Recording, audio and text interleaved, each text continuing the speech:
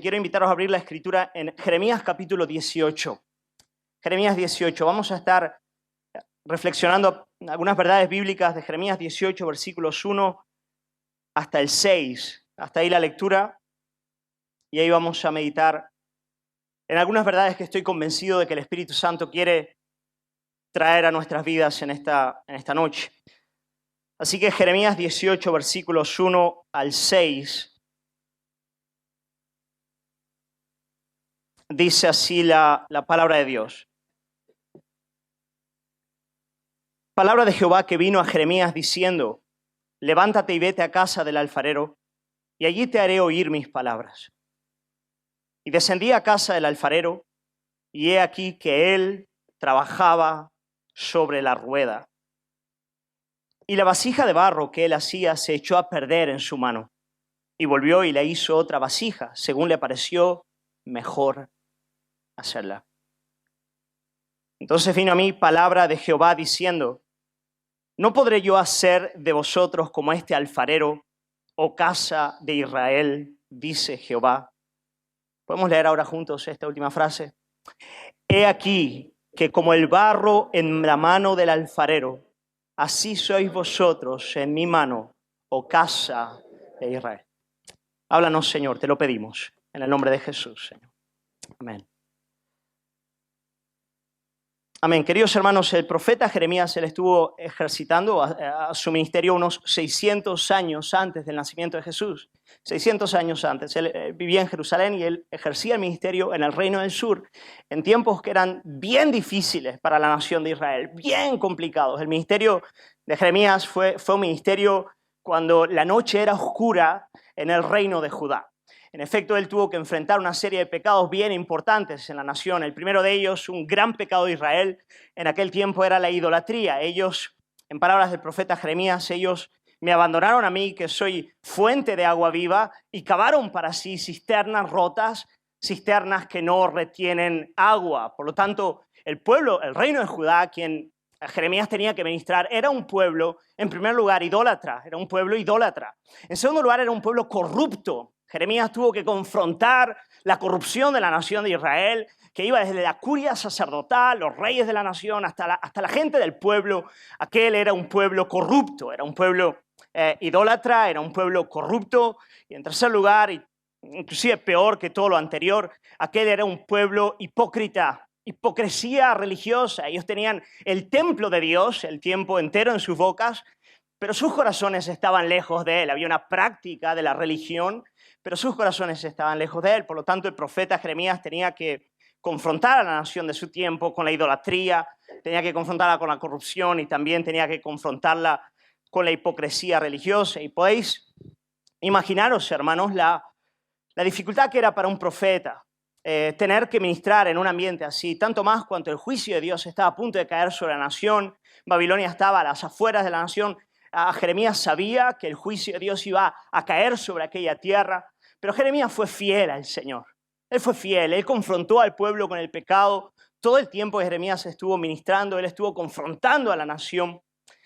Pero sabéis, los resultados del ministerio de Jeremías, por lo menos en su vida, no fueron muy visibles. En realidad, desde los reyes hasta la gente del pueblo e inclusive su propia familia, parecía que nadie estaba recibiendo la confrontación que Dios estaba trayendo al pueblo a partir de la vida del profeta.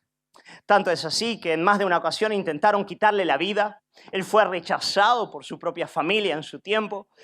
Jeremías llegó a ser conocido en la historia como el profeta que llora, el profeta que llora. Él lloraba el tiempo entero. Él estaba el tiempo entero llorando por la nación, quebrantado en su corazón al ver cuál era la condición del pueblo a quien Dios le había enviado para ministrar la palabra. Y en medio a esa realidad, en medio a ese ministerio que tenía que ocurrir en un ambiente tan hostil, tan difícil, Dios le da esta experiencia al profeta. Esta experiencia que sirve por lo menos en dos sentidos. Por un lado, esta experiencia en la casa del alfarero va a ser una señal para el profeta, una señal de lo que estaba ocurriendo en su tiempo y de lo que Dios en efecto estaba haciendo con la nación de su tiempo. Y en segundo lugar, Dios le da esta experiencia al profeta para consolar su corazón. Para consolar su corazón. Dios quería mostrarle, mira, Jeremías, esto es lo que está ocurriendo en tu tiempo. Esto es lo que está pasando en la historia de la redención.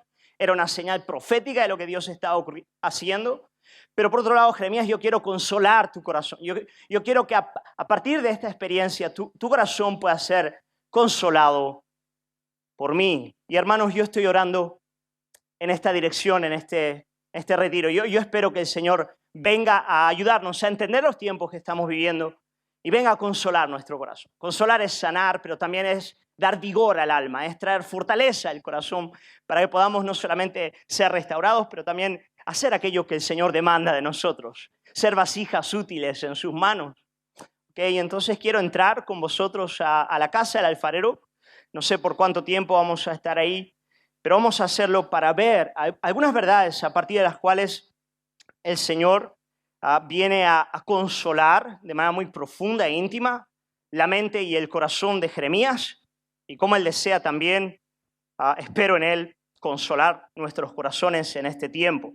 Versículo 1 dice así la palabra del Señor. Dice, palabra de Jehová que vino a Jeremías diciendo, levántate y vete a casa del alfarero y allí te haré oír mi palabra. Y allí te haré oír mi palabra. Ve a un lugar, ve a la casa del alfarero, porque en ese lugar yo quiero que tú oigas mi palabra. Queridos hermanos, es evidente que cada vez que nosotros abrimos la Biblia y leemos la palabra del Señor, es palabra de Dios, ¿no es verdad? Cada vez que uno lee la Escritura es inspirada por Dios y por lo tanto es palabra divina.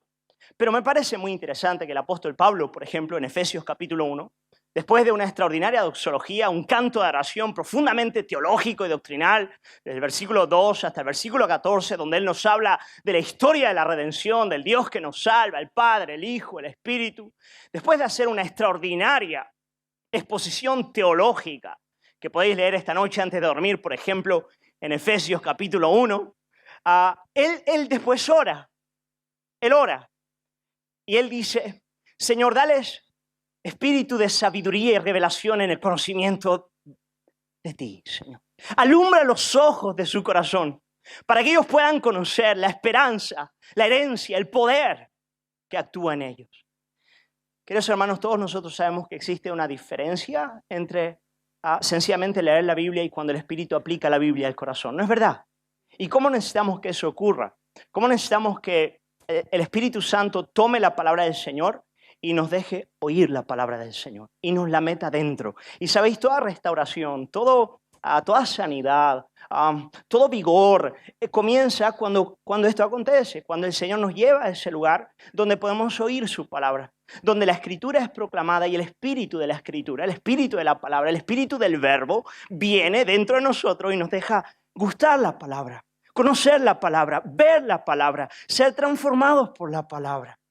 Y yo quiero animarte de todo corazón a orar en esta dirección, en este tiempo, decir, Señor, danos la gracia en este tiempo en el cual vamos a estar exponiéndonos a tu palabra, en el cual por tu gracia tú vas a estar trayéndonos la verdad, que tú nos dejes oírla, que tú nos dejes oírla.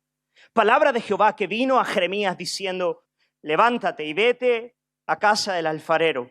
Y ahora escúchalo de nuevo. Y allí te haré oír mis palabras. Esa es la primera verdad.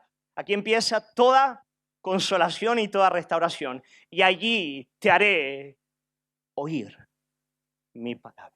Sí, yo quiero animarte a pedirle eso al Señor. Dame la gracia de oír de este modo, oír por el Espíritu en el alma, oír tu palabra.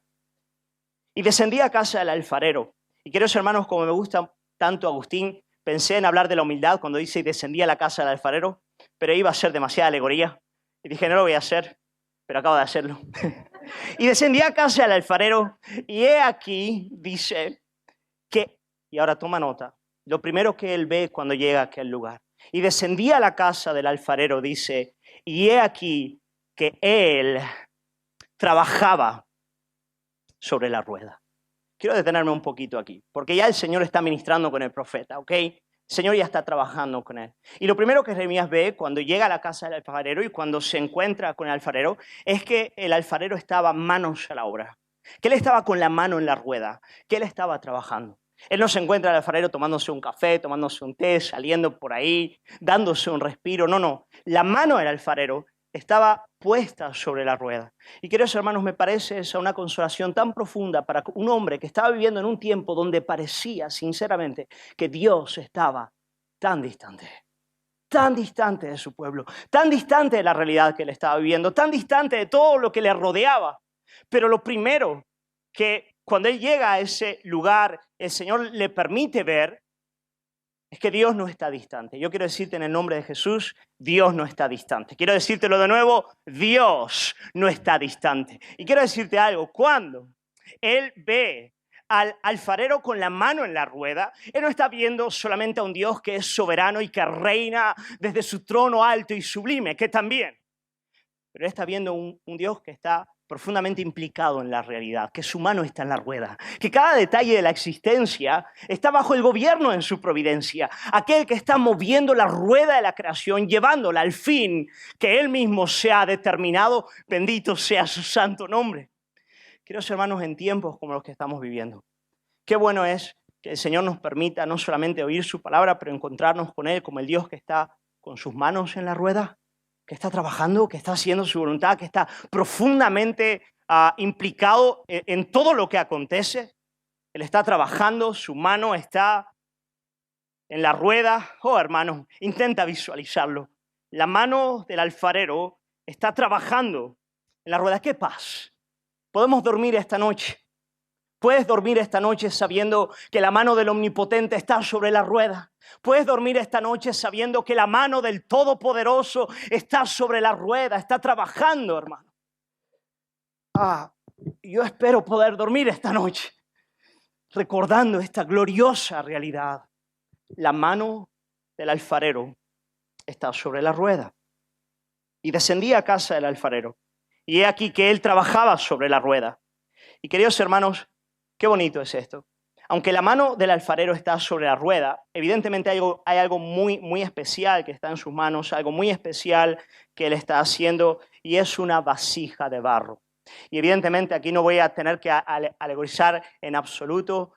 El Señor mismo le va a traer palabra al profeta al final de esta experiencia, diciéndole que ese barro, esa vasija de barro en las manos del alfarero es el pueblo de Dios. Es el pueblo de Dios. El alfarero que trabaja sobre la rueda tiene una tarea especial. Él gobierna sobre todas las cosas. Su mano de providencia lo abarca absolutamente todo, pero Él está haciendo algo especial. Él está haciendo una vasija de barro. Y esa vasija de barro es la iglesia. Esa vasija de barro eres tú. Esa vasija de barro soy yo. Hermanos, somos barro en manos del alfarero. ¿Has pensado alguna vez en tu vida de este modo? Eres barro en manos del alfarero. Barro en manos de Dios. Dios está haciendo una vasija de honra, una vasija útil con la vida de cada uno de los suyos. Eso es lo que Él está haciendo. Hermanos, ¿y qué contraste tan grande? El barro, hermanos, barro, eso es lo que somos, barro, no somos más que barro. Tú y yo somos barro por creación, porque del barro hemos sido hechos, y somos más barro todavía a causa de los múltiples pecados que nos aquejan a ti y a mí en esta noche. Barro y solo barro, eso es lo que tú eres, eso es lo que yo soy. Pero barro en manos del alfarero, barro en las manos de Dios. Las manos puras y santas del Altísimo han cogido ese barro que no es nada más que barro, pero lo han cogido para hacer de ese barro una vasija útil en sus manos, una vasija de honra, de gloria, que manifieste su gloria, que pueda contener dentro de sí las riquezas del Evangelio, el tesoro del Evangelio. Nosotros somos barro, pero somos barro en quien Dios está haciendo una vasija para que pueda contener una gloria insondable, una gloria que ni el cielo ni la tierra pueden contener, la gloria de Jesús, la gloria de su carácter, la gloria de su santidad. Pero en definitiva eso es lo que somos, hermanos, somos barro y estamos en las manos del alfarero. el Señor está tratando con nuestras vidas. Tenemos muchas necesidades, somos quebrantados por Él. El Señor está apretándote, hermano. Te está apretando, ¿no es verdad? El Señor aprieta a todos sus hijos, los moldea, ¿sabes? Lo aprieta. ¿Has visto alguna vez a un alfarero trabajar? Antes de llegar a la rueda, lo que el barro tiene que pasar, tiene que ser pisoteado, tiene que ser quebrantado y luego es puesto ahí y la mano del alfarero está ahí apretando cada parte, dándole el trato que necesita. No a todos el Señor nos aprieta en los mismos lugares, pero a todos nos aprieta. A todos nos aprieta. Somos barro en sus manos y Él está trabajando con nuestras vidas. De ahí las depresiones, las ansiedades, las tristezas, las angustias, las preguntas, las crisis. ¿Por qué? Porque somos barro en manos de alguien que está apretando. Alguien que está haciendo una obra, alguien que está haciendo una vasija de honra, una vasija que pueda contener en ella la gloria de Jesucristo. Bendito sea su santo nombre. Hermano, en primer lugar, entonces, Jeremías tenía que oír la palabra del Señor. El Espíritu tenía que ministrarla a su corazón. En segundo lugar, cuando él llegó a casa del alfarero, donde él iba a oír la palabra del Señor, lo primero que él vio es que el alfarero está implicado, él está trabajando en la rueda, él está obrando en un tiempo donde el profeta no entendía lo que pasaba, pero el Dios soberano estaba con su providencia cumpliendo su voluntad. En tercer lugar, nosotros, hermanos, somos barro en manos del alfarero, barro en manos del alfarero. El Señor está haciendo de nosotros una vasija útil, Él está haciendo de nosotros una vasija para contener la gloria y la belleza de Jesucristo. Pero ahora llegamos tal vez a la parte de esta experiencia del profeta Jeremías que en términos teológicos por lo menos puede traer mayor conflicto al corazón del creyente. Pero era lo que Jeremías estaba viviendo, lo que él estaba viendo. Mira lo que dice. Dice el texto, versículo 4, dice, y la vasija de barro que él hacía se echó a perder en su mano. ¿Qué cosa? Se echó a perder en su mano. Hermanos, eso es lo que Jeremías estaba viendo en su tiempo. Aquel era el pueblo de Dios. Aquellos eran los escogidos del Señor. El reino de Judá, el último remanente. Lo que todavía quedaba de aquella gloriosa nación que Dios había llamado desde Abraham, liberado de Egipto, introducido a la tierra de la promesa, dándole gloriosas y grandísimas promesas. Y él veía que el ejército de Babilonia estaba a las puertas para inundarlo todo. La vasija se estaba rompiendo. Claro, en manos del alfarero. Manos del alfarero. Hermano, yo soy un calvinista, esto no puede ser. Pues sí, se estaba rompiendo. ¿Por qué? ¿Por qué se rompe la vasija en manos del alfarero? Esto es una cuestión teológica importante. Hay que preguntarse, bueno, ¿por qué se rompe la vasija en manos de un alfarero que es perfecto? Yo creo que por lo menos hay dos razones por las cuales la vasija se puede romper en manos de un alfarero perfecto. La primera es el pecado. La vasija se puede romper por pecado. ¿Sabéis? Cuando el alfarero está trabajando en el barro, dicen, yo no soy un experto en esto, la verdad, pero dicen que una pequeña burbuja que haya una pequeña burbuja que haya en el barro puede hacer que en un instante todo aquello se caiga. Bueno, eso es lo que estaba pasando en el tiempo de Jeremías. En efecto, la vasija se estaba rompiendo a causa de su pecado. Jeremías estaba confrontando a la nación de Israel, estaba trayendo la palabra del Señor, llamándoles al arrepentimiento y una y otra vez ellos estaban sencillamente endureciendo sus corazones delante del constante llamado del Señor al arrepentimiento y por lo tanto Nabucodonosor y todo su ejército estaban a punto de caer sobre la ciudad. A veces la vasija se puede romper por pecado. También es cierto que a veces la vasija se puede romper en las manos de un alfarero porque él quiere hacer algo distinto. Él está trabajando la vasija y él dice, no, mira, yo quiero hacer algo mejor, algo superior, una vasija, como a mí me parece, con una obra más extraordinaria. Y en cierto sentido, a nivel histórico, escatológico, de la historia de la redención, ambas realidades estaban confluyendo en la experiencia de Jeremías. Por un lado, el pecado de la nación estaba haciendo con que la vasija se rompiese. Por otro lado, Dios iba a hacer una vasija mejor. una vasija mejor que está aquí.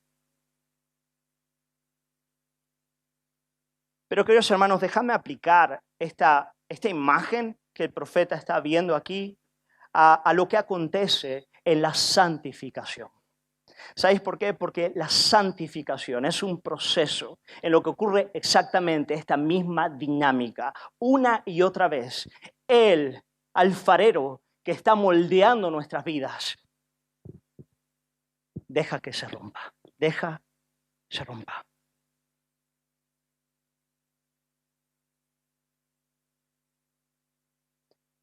Tal vez algunos estáis en ese punto en esta noche, en este retiro.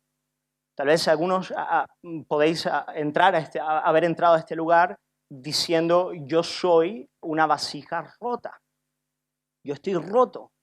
Yo sé que soy del Señor, yo sé que Él está trabajando en mí, pero tal vez por circunstancias que yo sencillamente no logro entender, estoy roto. El Señor ha permitido que me rompa. Querido hermano, eso es lo que tal vez algunos están viviendo en este tiempo. El alfarero ha permitido que tu vida se rompa. Hermanos, podría en este punto, si quisiera alargar el sermón, sencillamente poner a contar mi historia. Porque os puedo contar de rupturas las que queráis. Tengo varias en la colección. Rompe y hace de nuevo, rompe y hace de nuevo, rompe y hace. Y llega el punto donde ya te da cierto agobio. Dice, estoy medio hecho, Señor, va a romper. Pero sabéis, hermanos, el Señor en el proceso de santificación opera de ese modo, llevándonos cada vez a una perfección mayor, hasta la medida de la estatura, de la plenitud de Jesucristo. Hasta que llegue aquel día donde ya no haya pecado y no se rompa más.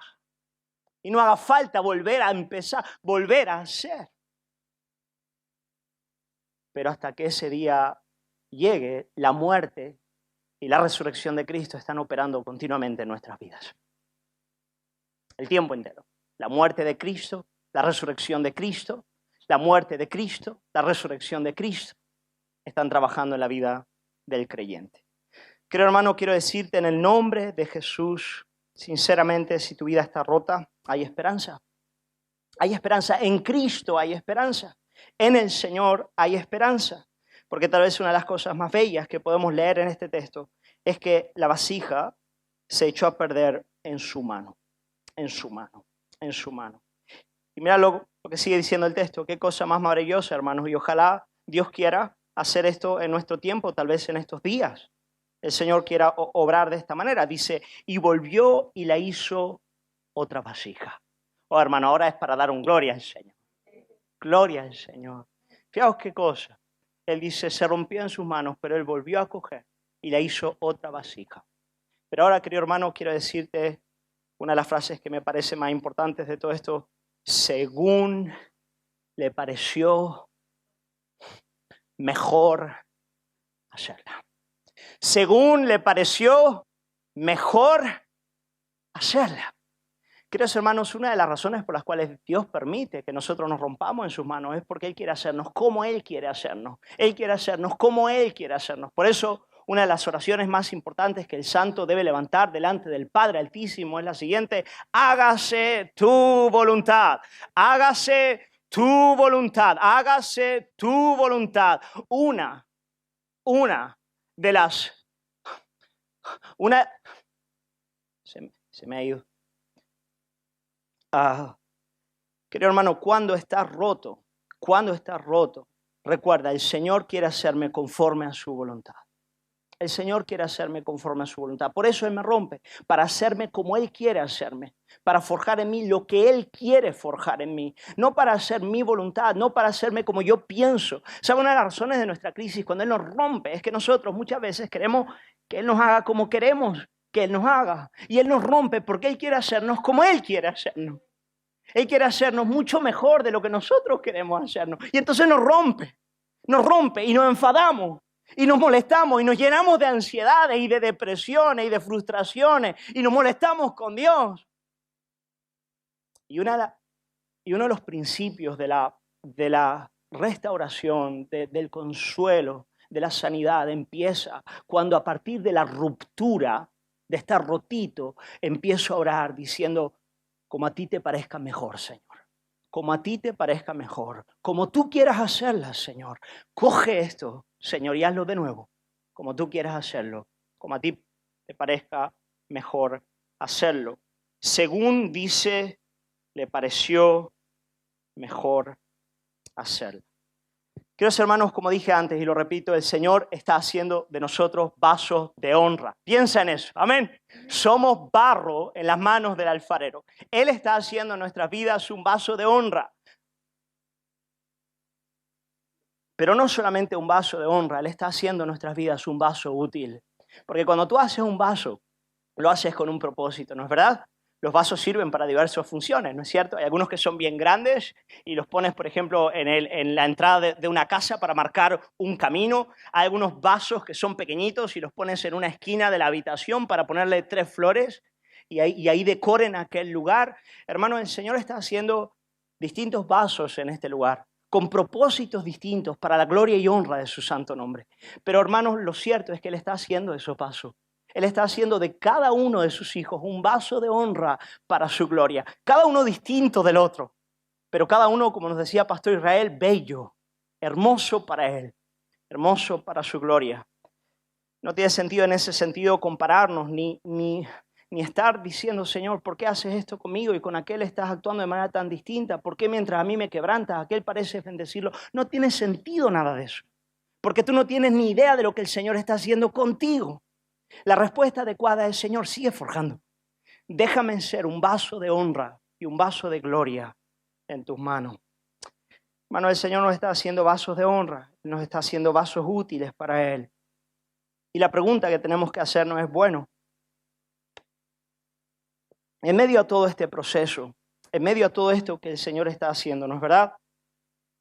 ¿Cuál es su llamado para con nuestras vidas? ¿Qué es lo que Él demanda de nosotros? ¿Qué es lo más importante que el Señor nos pide a nosotros? Y yo creo que el Señor nos está pidiendo eso y nos va a pedir esto en estos días que tenemos por delante.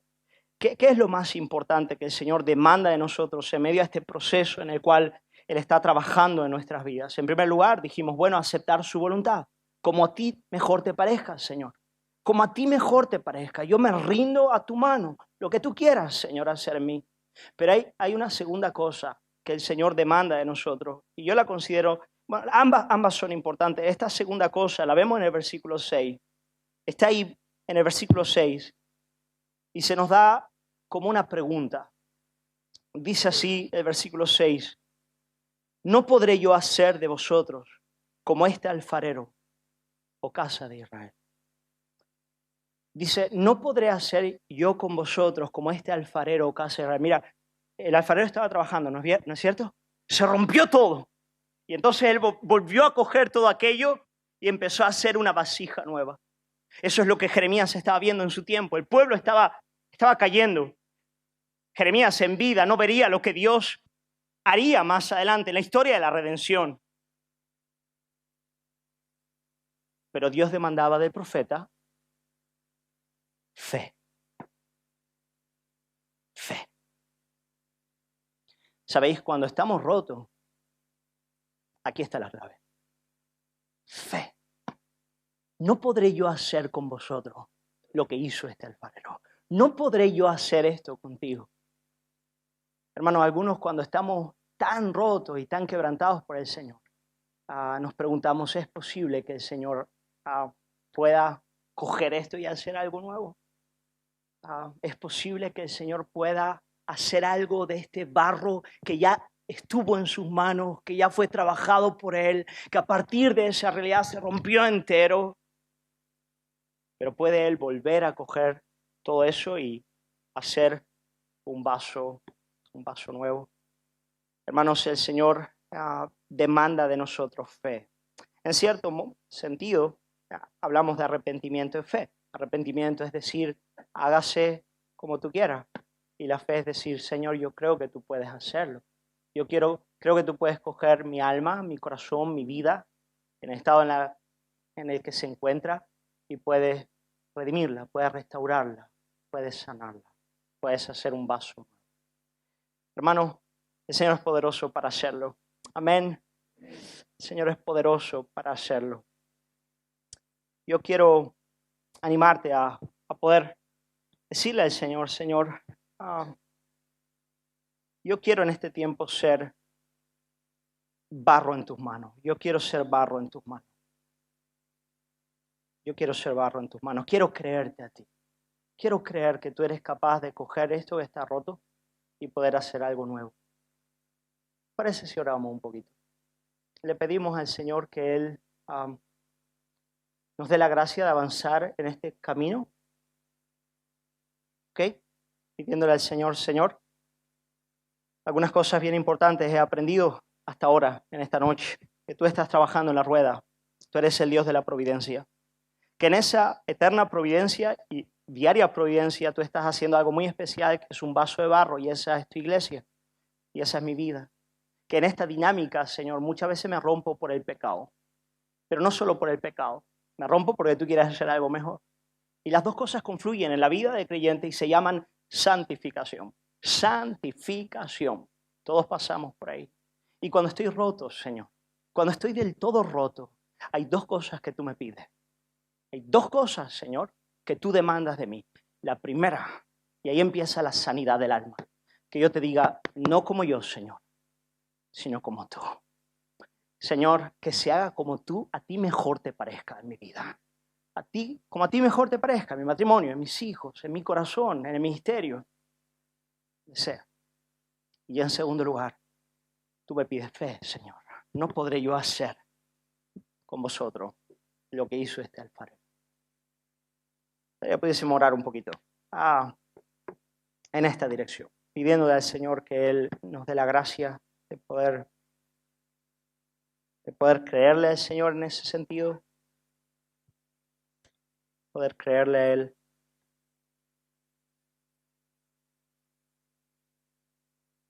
Aleluya. Sí.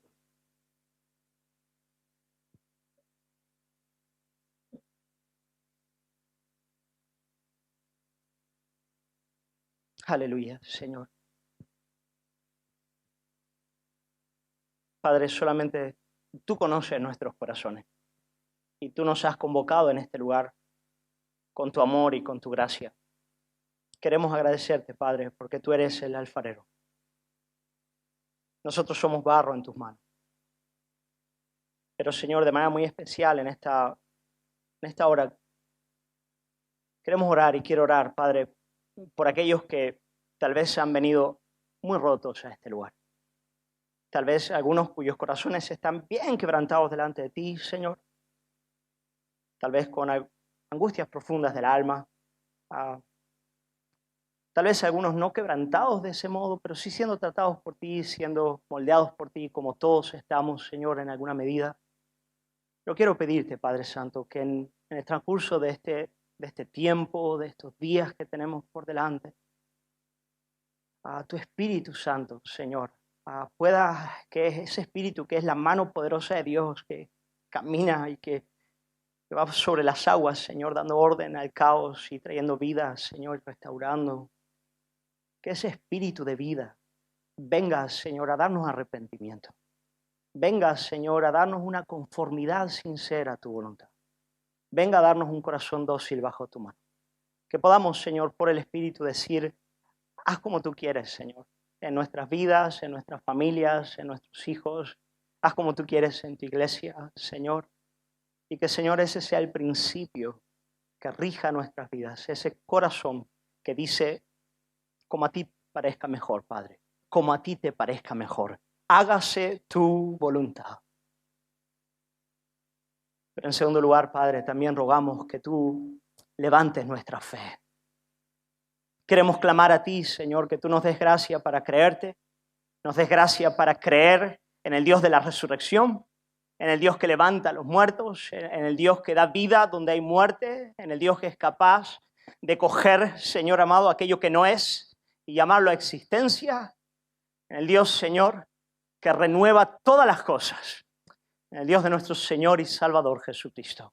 Y que esa esperanza, esa fe en el Dios que resucita a los muertos pueda también sanar nuestros corazones y darles vigor para salir de este lugar confiados en ti, bajo tu mano, bajo el trato de tu mano, pero en el gozo y en el poder de tu Espíritu Santo.